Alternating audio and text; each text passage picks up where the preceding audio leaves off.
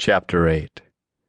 Beverly stepped out of the ladies' room and took a brief glimpse at where the big guy had been sitting with the two women. She felt a flash of disappointment when she saw the table was empty. She charged the meal to her room, then went outside. In August, the nighttime air was still hot in Phoenix, and she guessed it was around 95 degrees.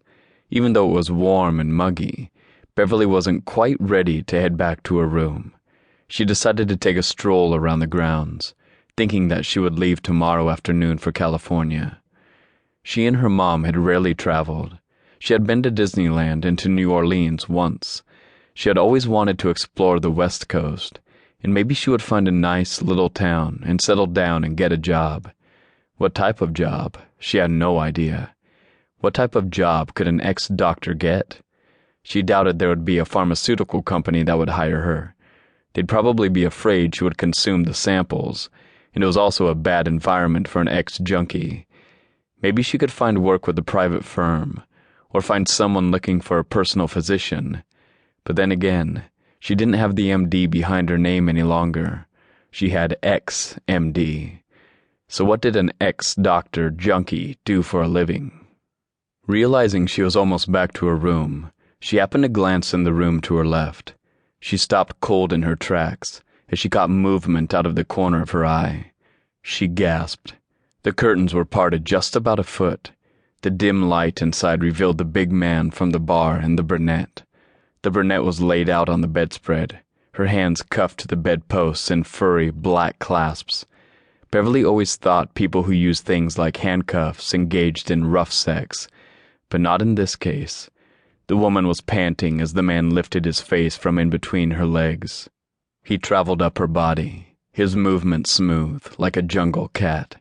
His tendons and muscles rippled beneath his skin as his tongue explored the woman's stomach, her hip, and then his mouth latched onto a breast, his long, thick sex jutting out from his hips. The woman pulled at the cuffs, swinging her head from right to left, her eyes screwed tightly shut. Beverly's hand traveled to her neck as she watched, her breath coming in short spurts.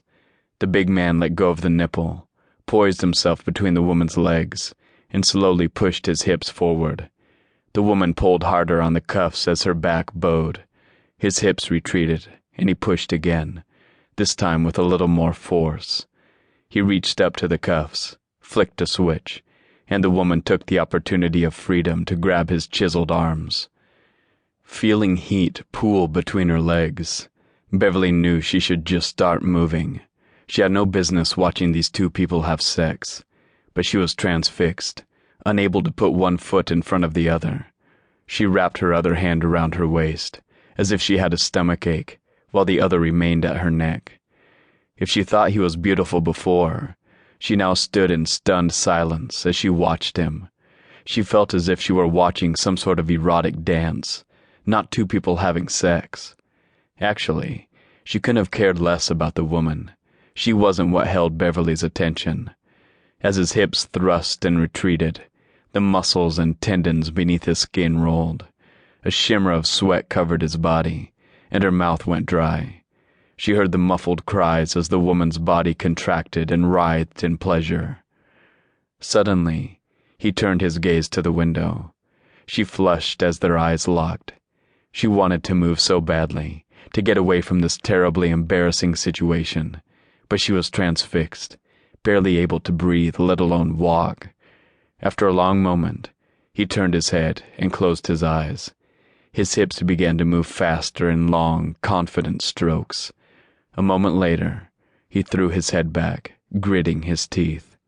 He opened his eyes and looked at the brunette below him. Then his head slowly turned to the window, their eyes locking again. The expression on his face showed no emotion,